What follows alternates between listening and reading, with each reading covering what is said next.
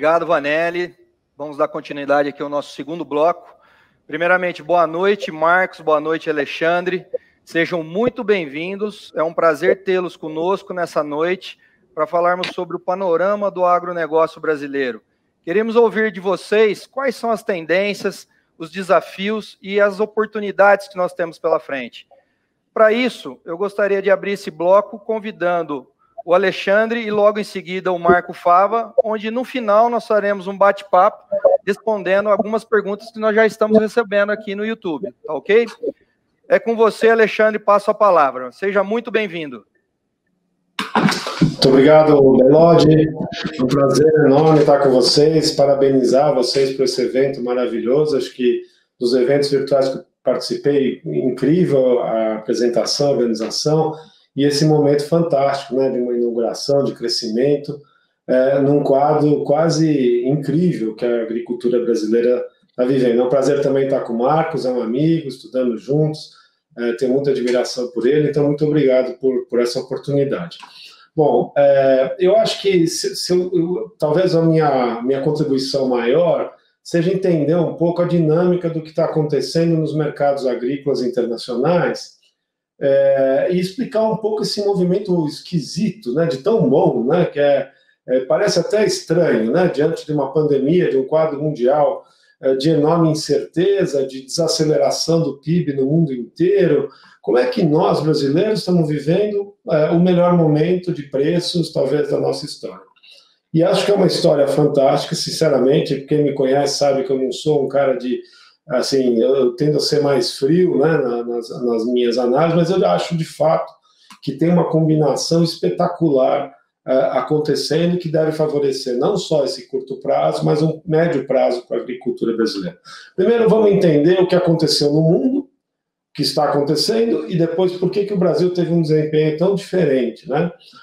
Quando a pandemia bateu, gente, aconteceu em todos os países que nós acompanhamos, né? A gente tem um acompanhamento no cenário internacional grande, né? Minha equipe está muito atenta ao que está acontecendo, e foi igualzinho em praticamente todos os lugares do mundo. Assim que a pandemia bateu, em cada país que a paralisação foi acontecendo, os preços agrícolas subiram. Subiram mais até ao consumidor do que ao produtor, mas subiram. E por qual razão, né? O que está por trás desse movimento de alta? Em primeiro lugar, houve uma descontinuidade enorme num pedaço muito relevante, né, do sistema alimentar, especialmente nos países ricos, nos países urbanizados, que é o que os americanos chamam de food service, de restaurantes, etc. Você fecha esse canal de distribuição, corre todo mundo para o varejo não está pronto para atender uma demanda tão grande.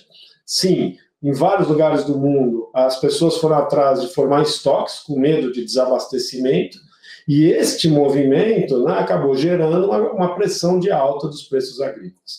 Passados aí 30 dias, 40 dias, a gente começou a ver os preços agrícolas caindo pelas razões opostas ao que tinha acontecido. Primeiro, o varejo investiu no mundo inteiro, digitalizou, atendeu e conseguiu agilizar essa entrega de alimento. Segundo, né, a gente viu que aquele estoque que foi formado, conforme a economia foi perdendo tração, as pessoas foram comprando menos alimento conforme o tempo foi passando, e os preços agrícolas começaram a cair de uma maneira até importante. Vamos lembrar que a soja chegou a bater em Chicago $8,30 por bushel, ela está aí de volta aos 10,40, né? Eu já volto a esse ponto no instante. Mas, de qualquer maneira, houve uma acomodação nos preços agrícolas generalizada, com exceção do Brasil. Eu já volto ao caso brasileiro, que ele é muito especial, muito diferente. Mas você olha para o quadro internacional, alguns momentos foram aparecendo uns momentos de alta que era o quê? Era descontinuidade na oferta, né? Então, fechava um porto, dificuldade de acesso, né? No caso da carne, né, que explodiu nos Estados Unidos, fecha por causa da Covid muitas plantas, aí fechou 40% da capacidade de abate dos Estados Unidos, a carne subiu, mas logo depois ela caiu quando as plantas voltaram a operar. Na Europa, algumas situações de falta de gente para colher, porque os imigrantes não podiam chegar. Então, a gente viu alguma volatilidade nos preços agrícolas, mas foi inequívoca a queda de preço. Aqui no Brasil isso não aconteceu. O que aconteceu com a gente desde logo, né? Assim que a pandemia chegou, a desvalorização do real foi muito forte. Ela foi embora, o câmbio depreciou, os preços estavam caindo em dólar, mas em reais começaram a subir. Nós tivemos um desempenho espetacular do ponto de vista logístico, as empresas brasileiras, os produtores brasileiros fizeram um trabalho incrível, né? Protocolos sanitários muito rápido, e o sistema logístico começou a fluir numa velocidade sem precedentes, até porque as estradas estavam mais vazias. Além disso, a depreciação do câmbio tornou a nossa logística em dólar muito barata. Tão barata quanto tirar soja dos Estados Unidos. Pela primeira vez na minha vida profissional, eu vivi isso, quer dizer, olhar para o custo de tirar a soja do Mato Grosso ser igual a tirar a soja do meio oeste americano. Isso é inacreditável para quem conhece o diferencial logístico desse país, mas foi o câmbio que deu isso. O que isso promoveu? Eu já falo da China no instante, porque ali tem coisa muito importante acontecendo para a gente olhar para o futuro, né? Os chineses viram aquela oportunidade, estão sempre precisando de soja, é uma questão estrutural de dependência de importação, precisando de carne, porque já vinham sofrendo um efeito da peste suína africana, que dizimou quase metade do rebanho suíno chinês, que é o maior do mundo, portanto, uma redução de 20 milhões de toneladas de produção de carne de porco, de 54 que produziam. Esse efeito começou a fazer com que a gente exportasse um volume muito elevado de carne, que por sua vez foi fazendo o preço da carne subir no Brasil e, obviamente, fluindo num ritmo sem precedente a soja. Exportamos 45 milhões de toneladas de soja em 3 meses e agora nós estamos vendo a consequência de ter tirado, acho que setembro, se a gente pegar os line-ups de navio, até o final do mês, já caracteriza uma exportação no ano perto de 85 milhões de toneladas de soja, o que exige que o Brasil importe soja para fechar o balanço, dado que o mercado interno também precisa de farelo, porque estamos produzindo muita carne. Então, esse movimento de exportação foi dando uma pressão nos preços internos, junto com o câmbio, que foi esticando a corda. Aconteceu também, eu estava ouvindo aí a situação do Tocantins, né, os colegas que produzem arroz, né, uma situação muito específica que apareceu desde o começo da pandemia, que os produtos básicos passaram a ser procurados com alta intensidade. O arroz é um caso, o feijão é outro, os derivados de trigo, né, macarrão, biscoito, bolacha, produtos baratos, porque diante de uma pandemia, diante da perda de renda de um pedaço relevante da população urbana brasileira, houve uma procura por produtos básicos. O terceiro movimento que acelerou ainda mais essa demanda por alimento no Brasil veio do voucher, né? O governo, então, começa, 2 meses e pouco depois da pandemia, a fazer as transferências de R$600 por pessoa. 65 milhões de pessoas foram atendidas com essa renda adicional. E aí foi um divisor de águas, né? Dá para a gente dizer com muita segurança, tá, que aí produtos mais caros, de mais alta elasticidade de renda, como leite, derivados do leite, começaram a ter uma demanda acelerada e os preços, então, mais uma vez, continuaram subindo fortemente. Semana passada, para dar uma referência, o traseiro aqui em São Paulo bateu R$18 o quilo, o dianteiro quase 15. Isso dá uma arroba, né, uma carcaça montada no atacado, equivalente a R$245, pagando o mercado interno, que é quase inacreditável. Parte dessa história é exportação muito sólida, com o mercado interno, que tem uma pegada. É claro, a pandemia reduziu os gastos das pessoas, elas concentraram seus gastos em alimentos e concentraram seus gastos em bens de higiene e saúde, e essa concentração permitiu essa demanda muito forte aos alimentos. Portanto, começamos a ver, né, o preço subindo, exportando e cada vez subindo mais, enxugou a oferta do mercado interno, no caso do arroz, até porque o arroz nós exportamos no primeiro semestre, é inacreditável, um volume importante, né? E hoje a paridade de importação, eu vou ter que trazer o arroz, vou ter que trazer o trigo, vou ter que trazer a soja, e os preços estão indo buscar a paridade de importação. Bom, esse é o cenário brasileiro que difere, né? E o que está acontecendo nesse momento, com vistas ao futuro, pessoal, que eu queria dividir com vocês. Primeiro, uma combinação de fatores que reforça esse movimento, Claro, talvez não no nível de preço que nós estamos vendo, porque o mercado interno, na próxima safra, vai se defender, acho eu, antes, né, de faltar aqui dentro, o mercado vai antecipar a compra. Mas o que está acontecendo lá fora? Primeiro, tem uma coisa macroeconômica que eu queria dividir com vocês. Uma percepção mundial é que o ano que vem é um ano de retomada de crescimento econômico. E a China é o que está indicando isso ao mundo. O que a China está sinalizando? Os preços agrícolas na China começaram a subir forte. O tema inflação de alimentos na China virou assunto no mundo inteiro nas últimas 2 semanas. Por quê? Porque, de novo, o food service começa a funcionar, os restaurantes, o PIB voltou a crescer, foi o único país relevante no mundo que o segundo trimestre já mostrou uma recuperação econômica, e a hora que a recuperação econômica vem, a demanda por commodity aparece e os preços voltaram a subir. Por decorrência, o governo chinês estimulando as importações adicionais com medo de desabastecimento. Então, a carne de porco atinge seu patamar mais alto, que já tinha atingido esse ano e no final do ano passado, volta ao patamar mais alto. A carne vermelha, aí sim, é o mais alto já registrado na história, nessa última semana. E a gente está vendo, portanto, uma demanda muito alta. E o que a China ensina para o resto do mundo? Olha, o PIB do ano que vem vai crescer no mundo inteiro, as commodities vão subir de preço. E foi exatamente isso que nós começamos a ver nesse último mês. O preço em dólar de todas as commodities, e cito aqui metálicas, que já tinham subido antes, a própria energia, mas os alimentos agora começaram a subir de preço em dólar.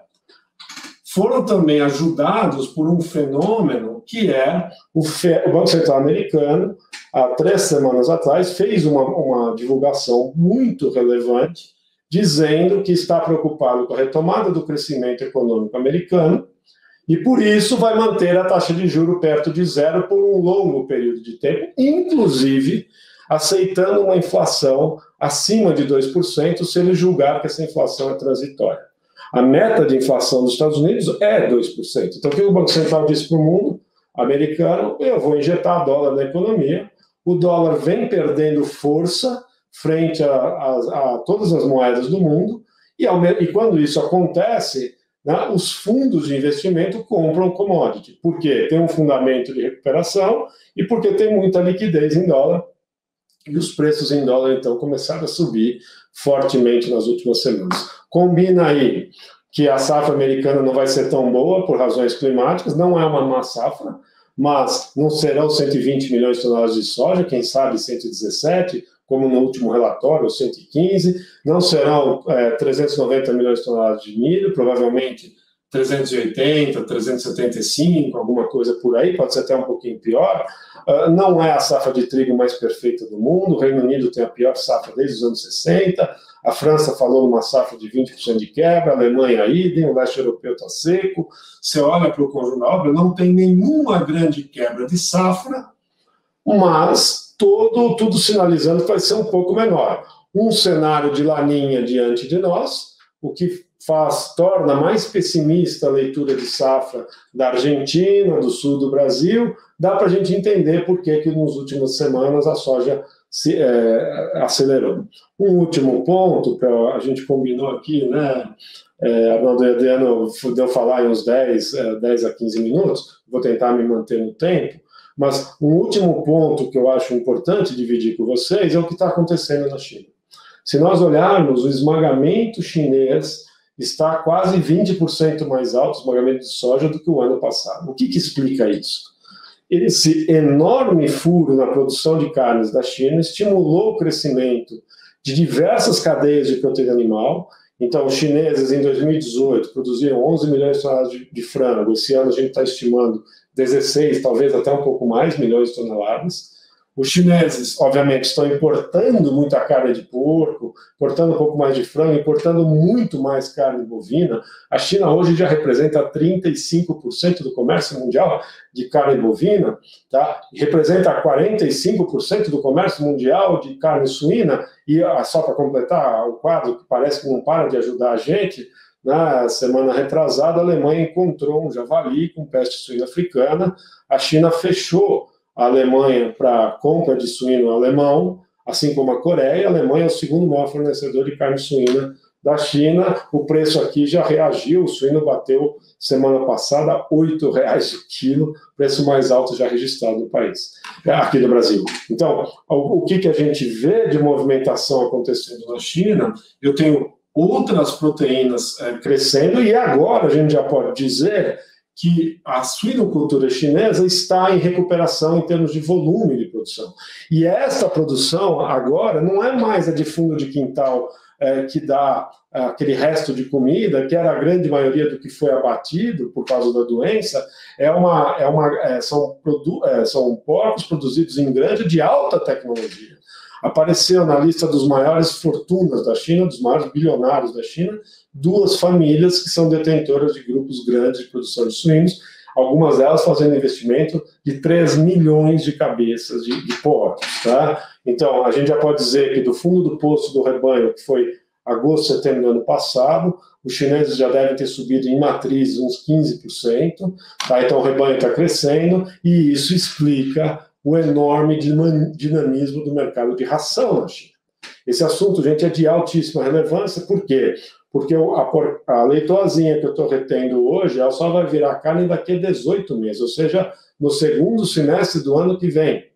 Enquanto isso não acontece, eu tenho uma pressão de compra de carne do mundo, que, por sua vez, aqui no Brasil, força uma demanda de grãos no país, com elevados preços de carne, que permitem pagar elevados preços no grão, daí o preço do farelo, né? Tudo isso que a gente está vendo, que é um absurdo, né? O nível de preço que nós estamos chegando, todos os níveis sem precedentes, óleo de soja quase R$6.000 a tonelada, tá certo?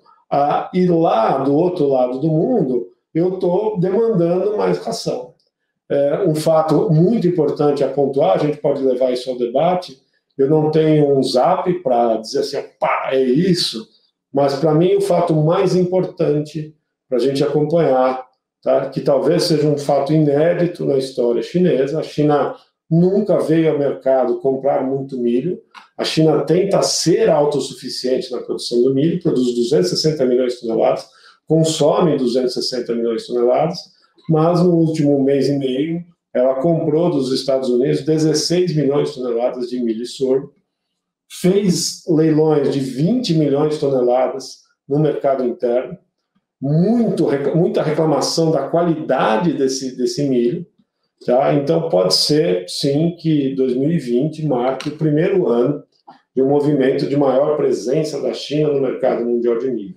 Então vira o grande comprador de carne bovina do mundo, o grande comprador de carne suína do mundo, disparado o maior comprador de soja do mundo, que precisa crescer para atender essa recuperação de um rebanho de alta tecnologia, mais o frango, mais o ovo, mais o leite, e que eventualmente pode se transformar num importante player do mercado mundial de milho, né? Nós, no Brasil, estamos vendo prêmios muito significativos de milho, acima da paridade de Chicago, tá, mostrando que os países do mundo, aí, o mundo todo, estão dispostos a pagar prêmios relevantes para tirar o milho brasileiro, e isso explica, em parte, essa elevação dos preços de milho que nós estamos vendo. Se a China virar um importador estrutural de milho, nós teremos um cenário muito favorável ao milho. Portanto, em resumo, né, é um quadro único, né, na minha vida profissional, não me lembro de ver nada parecido.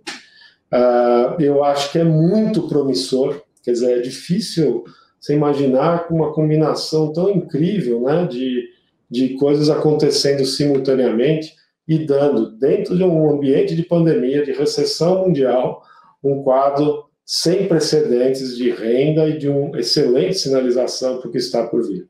Então, acho que é isso, viu, Arnaldo, Adriano, que eu tinha para falar, e eu passo a bola aí para o meu amigo Marcos, para ele poder dar uma visão de como é que essa conjuntura toda se complementa com os negócios, com as estratégias das diferentes empresas. Muito obrigado. Excelente, Alexandre. Muito obrigado por compartilhar a sua visão, tanto no Brasil, como também macroeconômico, como você acabou de dizer, né? Estamos vivendo um momento único, né? E nós precisamos capturar todas essas oportunidades. Ficou claro o quanto que o agro nacional ele é o número 1 ao redor do mundo, né? Bom, dando continuidade, gostaríamos também de convidar aqui o Marco Fava para compartilhar a sua visão conosco, e no final a gente volta para fazer esse bate-papo junto com vocês, ok? Seja bem-vindo, Marcos. Obrigado, gente. Boa noite, Belode, boa noite, Arnaldo, boa noite aí o Alexandre, o grande amigo. Antes de mais nada, parabéns a vocês, que maravilha, o Brasil que dá certo, né? Você assistir aí os investimentos da Sinagro, os depoimentos das pessoas, o tanto de soluções que vocês vão levar nos locais que estão indo, isso aí é um orgulho muito grande, né? Ver que tem coisa funcionando e que se a gente focar no Brasil real, no Brasil da produção, e menos no Brasil que se vê na mídia, eu acho que o grau de ânimo das pessoas fica muito maior, né? Então, eu fico muito contente de vir logo após o Alexandre, porque com isso eu consigo falar um pouco mais dos desafios empresariais aí de vocês, porque ele já cobriu um cenário que eu concordo plenamente. Aliás, ele está bastante otimista, e não é normal ver o Alexandre com esse otimismo, então realmente deve ser melhor do que o que ele está falando, né? E assim, o momento do Brasil, eu acho que das 3 crises que nós estávamos fortemente afundados em junho, julho, né? Se vocês fizessem esse evento em junho, julho, talvez nós não estaríamos com essa confiança. Crise política, econômica e sanitária, aparentemente elas estão mostrando já que tem fim, né? A política ficou mais calma, apesar desse ambiente muito difícil de você conviver hoje no Brasil, com grupos opostos, com hostilidade. Até convido quem está nos assistindo aí, o conjunto enorme de pessoas que eu já vi, vocês assistirem aí o Dilema das Redes, o filme novo que está na Netflix, está explicando um pouquinho dessa polarização da sociedade. Acho que nós vamos ter que tomar alguma providência em relação a isso, enfim, são coisas boas, né? Da economia já dando sinal de recuperação. Você vê alguns setores, eu fui me aventurar a mexer com construção civil agora aqui, olha, e conversando com gente, está faltando material, não tem mão de obra. Você vê que não é só no agro, né? Tem outros setores da economia brasileira que estão ajudando a puxar, e isso é muito importante. Então, foi um ano realmente espetacular, uma coisa incrível, né, que vai ficar marcado aí nas nossas memórias. Eu, tal como o Alexandre, a gente formou mais ou menos juntos, né? Ele é meu doutor lá na Exalc, aí por grande, vamos dizer assim, propriedade, né? Não se discute isso, eu sou calouro. E a gente viveu esse período maravilhoso da agricultura, né? 30 anos de formado eu completo no ano que vem. Olha o que a gente viu aí de evolução das exportações do Brasil, de desenvolvimento, né? Nós que viajamos para Burro, eu e ele, visitando essas cidades todas, desde Chapecó, Lucas, Petrolina, Dourados. Cada vez que você volta com intervalo de 6 meses, 1 ano, você já se surpreende, né, com o crescimento, com os novos negócios que foram gerados. E eu pude fazer estudos de muitas cidades, entre elas Quirinópolis. Você vê o que era em 1995 e o que é em 2010, 2015, que evolução impressionante, né, que nós tivemos aí com isso. E aí a gente começa, estão falando desses incríveis 30 anos aí da agricultura brasileira, que eu só tenho a agradecer de ter participado, ver o crescimento de vocês todos, né? E aí você começa, esse ano foi incrível, porque ele foi um ano de pasteurização, vamos dizer assim.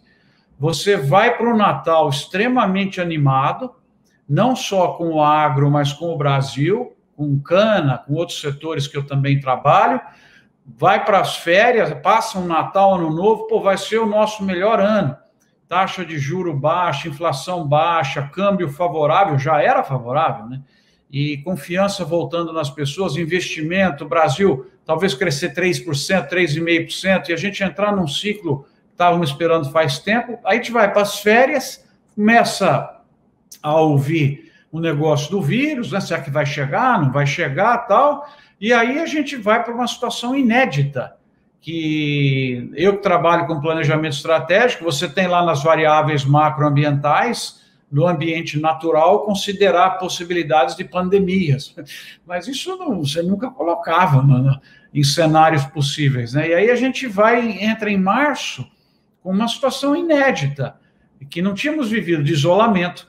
Eu, durante esse período, conversei diariamente com o Alexandre, a gente compartilhava nervosismo e tal, no começo, quando tipo 20 de março, 25 de março, ameaçando greve no porto, ameaçando parar a rodovia, fechar a cidade. Eu falei, isso aqui vai durar 3 semanas e você vai começar a ter guerra civil, porque as pessoas vão ficar sem coisas em casa, sem renda, vão sair, vão saquear, e a gente errou, né? Errou porque o Brasil, de certa maneira, conseguiu passar por isso. Em algumas áreas ele errou na gestão, em outras ele acertou. O Alexandre já fez referência aí ao voucher e outras coisas muito interessantes. Então, veja você, a gente estava nessa altura, aí chega em abril, estávamos lá embaixo, nem cabe a mão na tela. O que vai acontecer, né? A gente ajudando o setor de flores, que caiu as vendas 70%, porque depende de eventos, depende de igreja, depende de um monte de coisa que fechou, casamento, ninguém... Né, as festas todas canceladas, setor de restaurantes, o setor de food service e outros, né?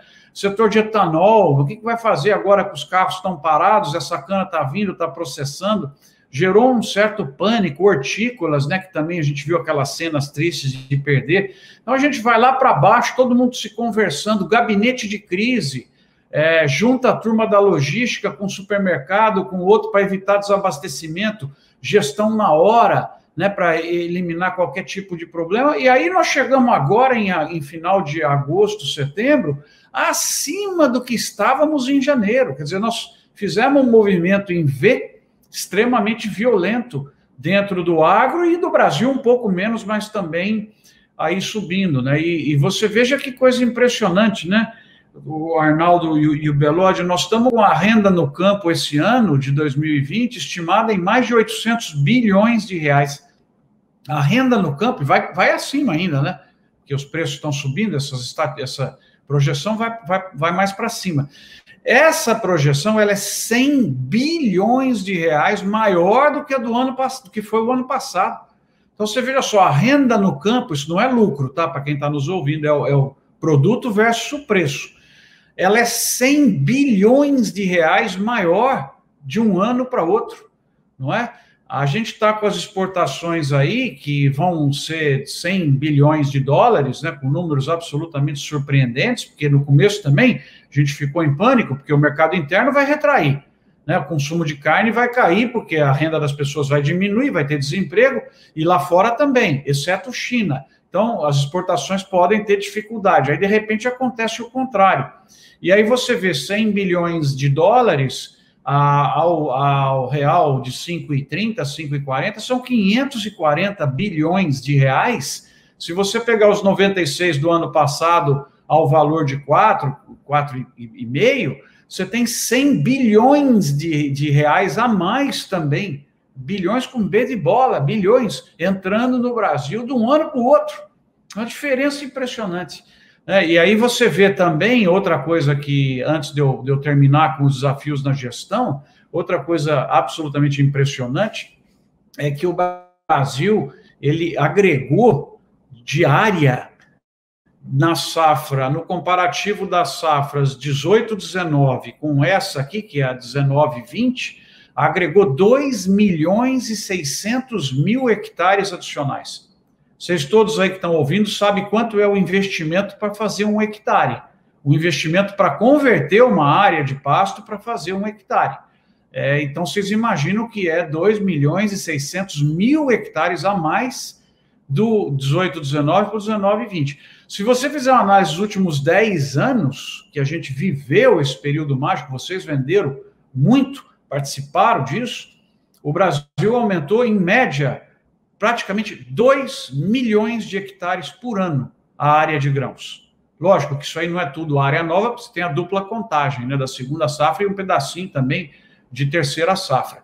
Então, posto isso, eu nunca vi, eu percebi agora que o Alexandre também nunca viu, uma euforia uma situação de demanda necessária, tanto no mercado interno quanto no mercado externo, principalmente, um quadro virando com o crescimento econômico num momento de decisão de preparo de áreas e de plantio. Então, eu vou falar para vocês aqui um número, tá? Pode assustar, mas o ano passado, essa safra, né, a 19-20, a área usada para grãos foi 65,9 milhões de hectares, praticamente 66 milhões de hectares.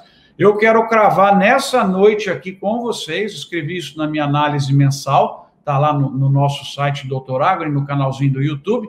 Eu vou cravar com vocês aqui que nós vamos ter 70 milhões de hectares cultivados com grãos nessa safra. Tá? Então estejam preparados, porque eu estou vendo, não nas viagens, né, porque nós não estamos viajando, nem eu, nem o Alexandre, nós estamos nas lives e nas conversas, que os grãos estão entrando pesado em área de cana, e estão entrando muito forte também na área de pastagem. O investimento vindo aí, então eu já vou cravar aqui 70 milhões de hectares. Fechamos essa parte, o meu ânimo é, no mínimo, igual aí o do Alexandre. Então, o que fica para o produtor para a gente ir para o debate, tá? Para eu não cansar vocês aí.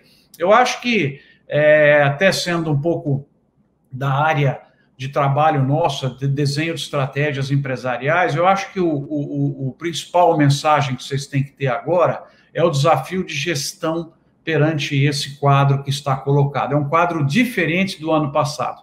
É um quadro que me preocupa um pouco o comportamento do produtor brasileiro. Qual que é o desafio de gestão, então? Quem eu vi vencer na agricultura, e é o meu último comentário, tem três características principais. Quem eu vi vencer em 30 anos de trabalho, tá? Característica financeira, deixa eu ficar um minutinho só em cada uma e eu fecho.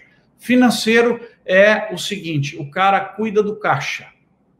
Caixa é rei, o americano que fala, né? Cash is king. Ele sabe a hora de comprar e a hora de vender. Ele desenvolve opções. Ele presta atenção muito. Fica sintonizado no que está acontecendo. Ele sabe o tamanho do pé e do sapato. Ajusta. E ele tem uma característica muito importante, pessoal. Ele fica melhor antes de ficar maior. Vou repetir. Ele fica melhor antes de ficar maior.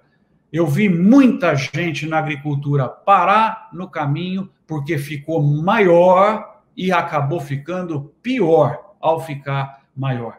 Então, com isso, vocês têm já a primeira mensagem do meu triângulo do produtor que venceu, que é o pilar financeiro, o pilar da austeridade, e nesse momento eu recomendo, nós estamos com as variáveis variando violentamente, os 3 Vs, eu recomendo muito que vocês, produtores que estão nos ouvindo, tomem cuidado com o desajuste cambial em momento de compra de insumos, em momento de venda de produto, procure fazer as suas operações travadinhas, principalmente para as suas dívidas. E aqui fica a minha recomendação, para aquilo que você vai tomar de dívida.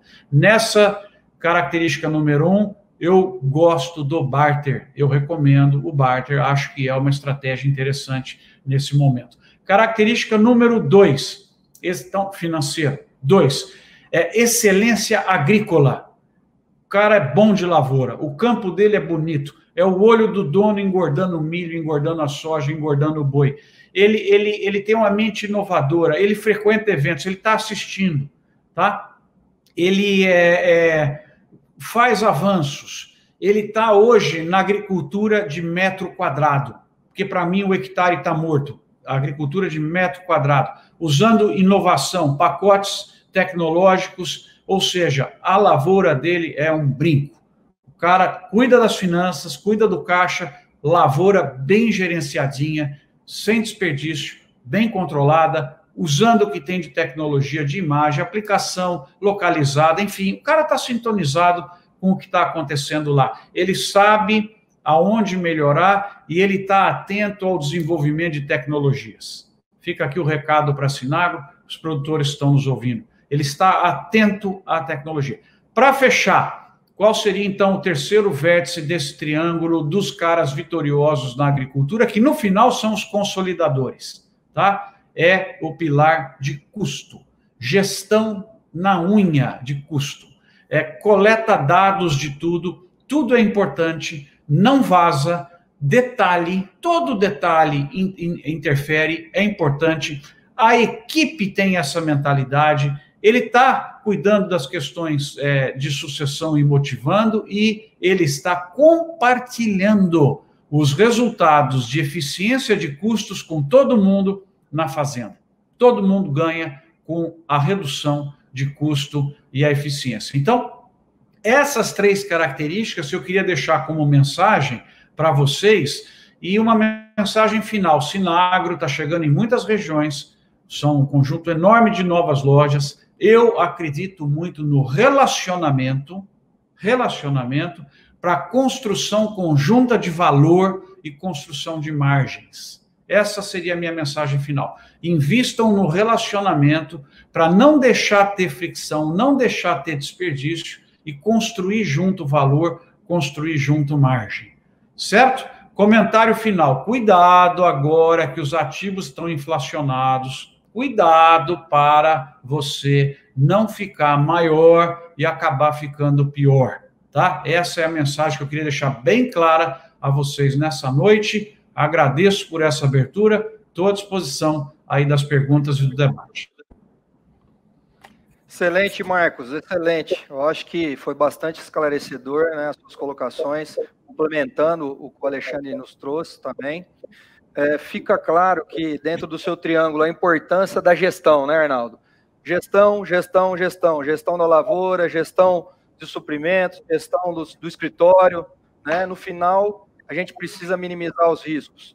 Outro ponto também que vocês deixaram bastante claro, através da ferramenta Barter, nós precisamos cuidar desse travamento desses custos. Então, nós do Grupo Sinagro, temos a nossa essência fazer esse modelo de negócio, proporcionando assim um travamento do seu custo, né?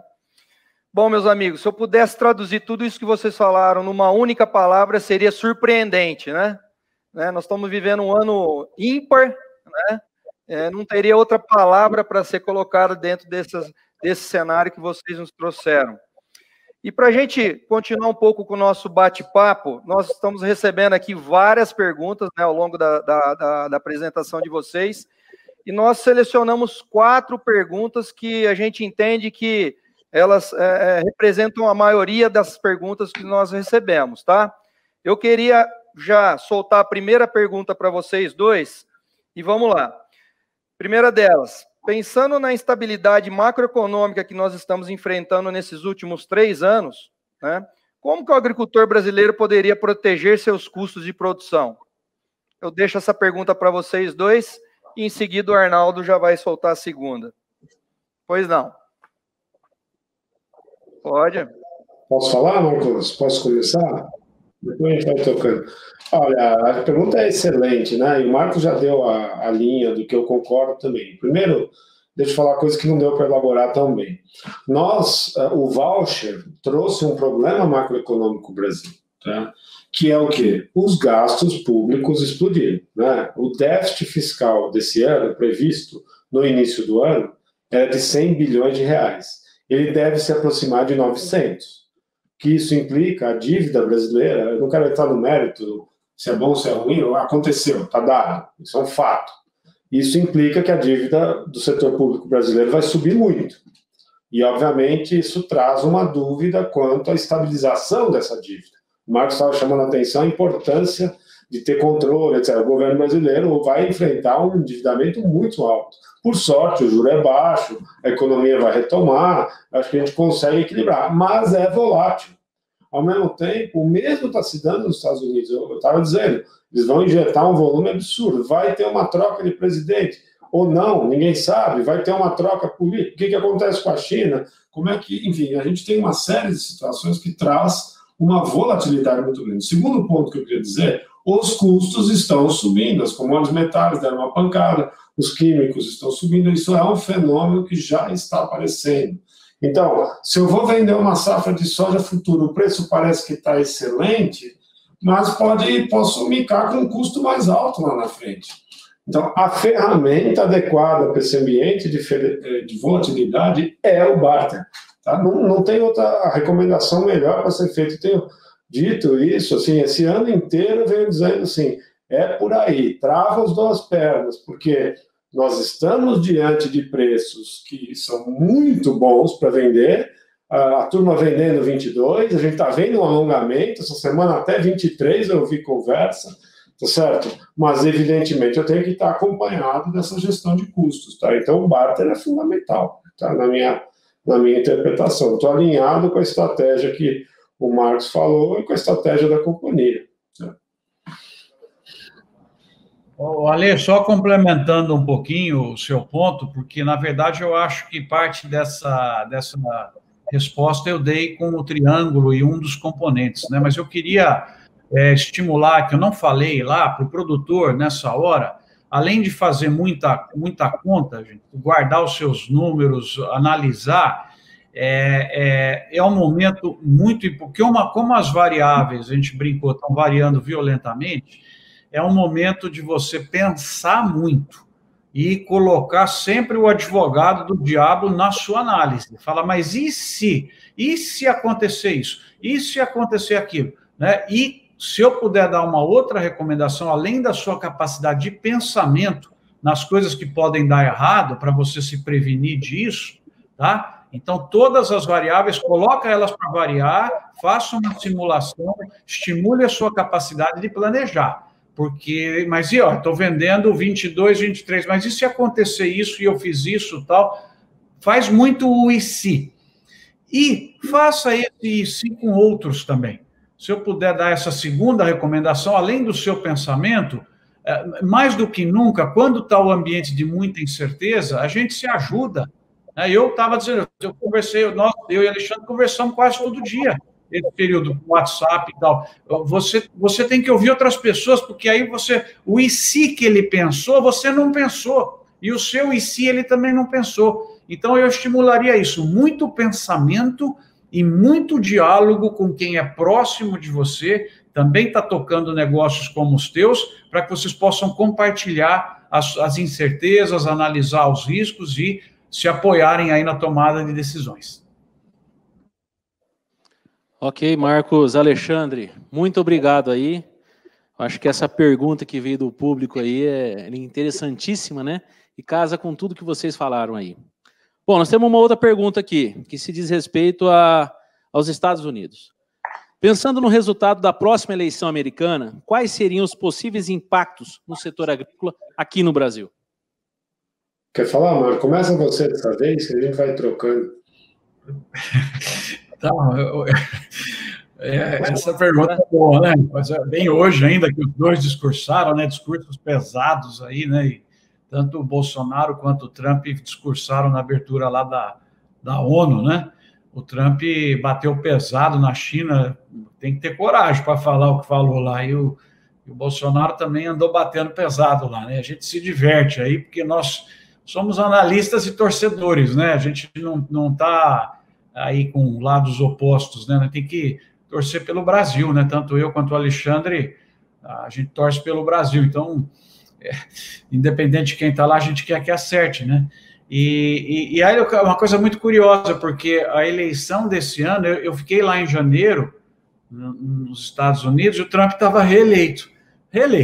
Aí veio o vírus e derrubou ele em relação ao Joe Biden mais de 10 pontos.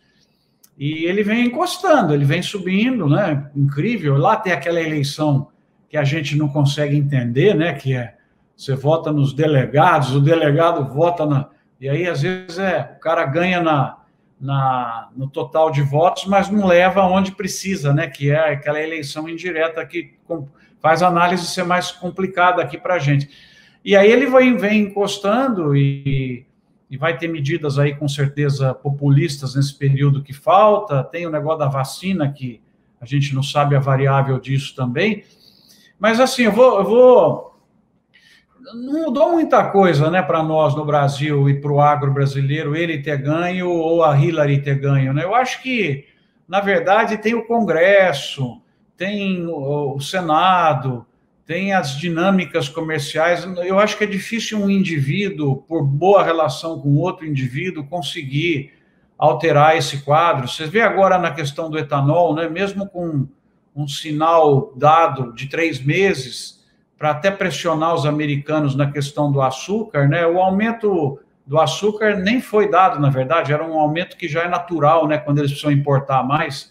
Então, eu não sei, eu acredito em pouca influência, viu? Eu não acho que tem grande influência, não. Acho que a influência talvez seria maior em questões políticas, mais assim, relacionadas a vistos, a alguns tipos de acordos, tal, mas você fala assim, se ganhar o Joe Biden, a agricultura brasileira é grande perdedora, não sei, não vejo muita possibilidade de variação. Vamos ver o que o Alexandre pensa.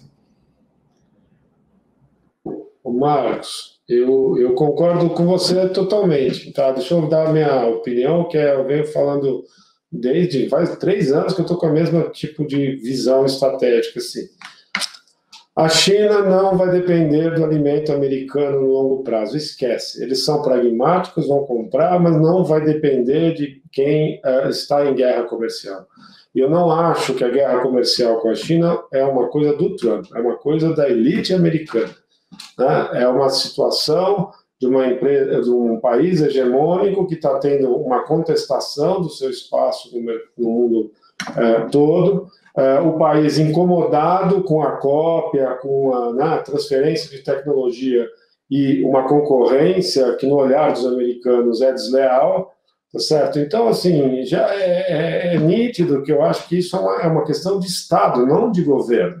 O que a gente pode dizer é que o Biden seguramente não vai ter o estilo de Trump, não é o mesmo tipo de batida, etc. Mas não muda a grande história, e a grande história é que eu acho que eles não vão, a China vai buscar outras fontes de originação de alimentos, mas, óbvio, como são pragmáticos, eles vão continuar comprando, bate, assopra, fala que aproxima, vai lá, negocia, compra alguma coisa, briga com a gente, quer dizer, é coisa de trader, né? É muito bom de negociação, mas, essencialmente, eu não vejo uma aproximação dos 2 países, e a China, na minha visão, nunca vai depender do alimento americano estruturalmente.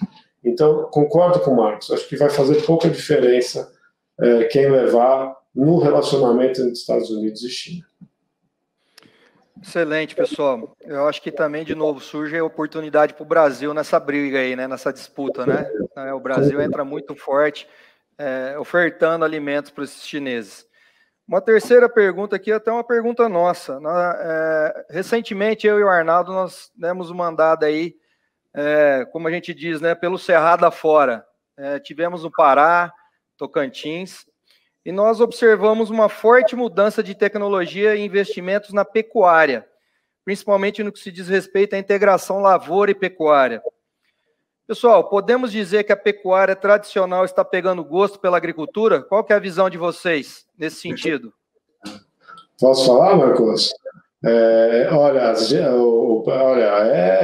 é pancada. Na minha cabeça, é o outro lado incrível que nós estamos vivendo. Primeiro, é um ciclo de capitalização na pecuária, especialmente na cria, né? Esse ano, os dados estão mostrando, gente, o abate, número de cabeças, está caindo em algo entre 8% e 9%, tá? 8% e 9% a queda do número oficial do IBGE em números de cabeça. Não tanto em volume de produção, porque a carcaça está mais pesada, mas isso é consequência de uma retenção de fêmeas muito alta num ciclo pecuário que deu início no final do ano passado. Isso sinaliza um bezerro muito elevado e que deve perdurar por um ciclo mais longo.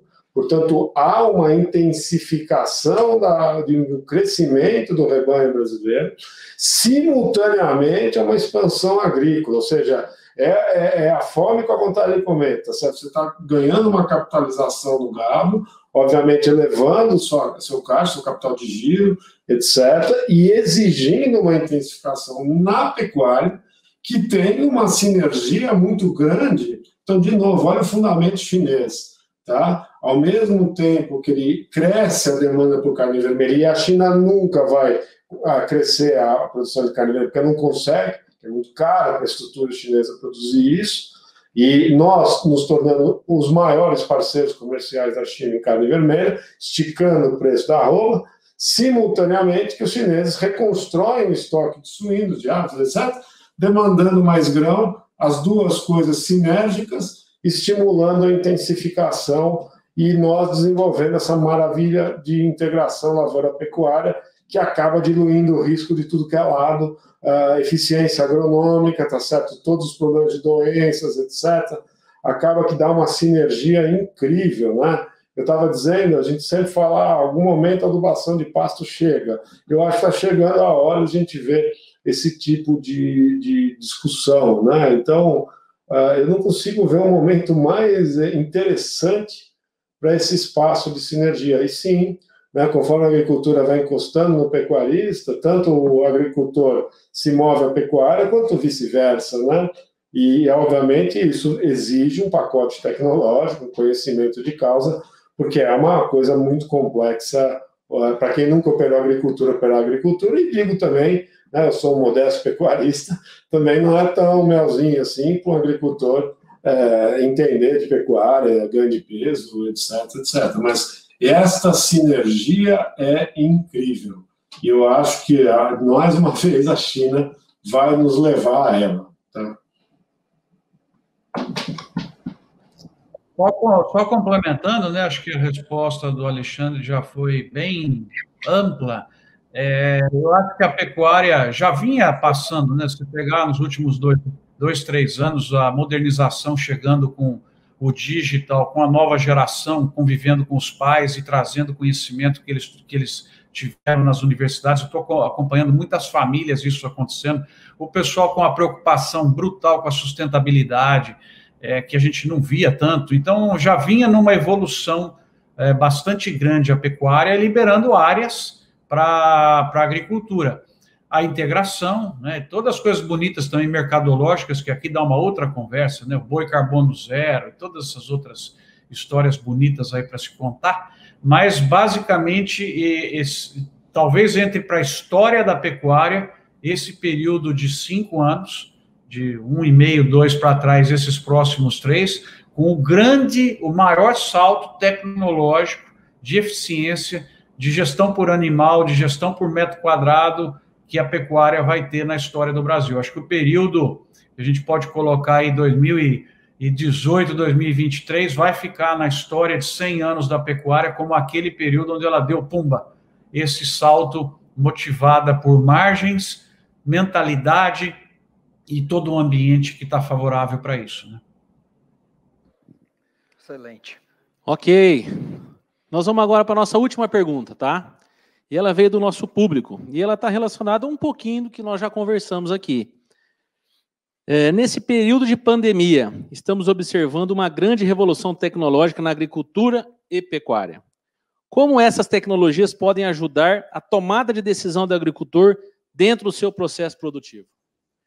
Essa pergunta converge com isso tudo, mas é importante a opinião de vocês. Eu vou falar bem rápido aqui, porque eu estou percebendo milhares de pessoas pedindo a volta do Jairo e Ricardo, que estava muito melhor do que eu e o Alexandre, né? Então, a turma está esperando aí a volta deles.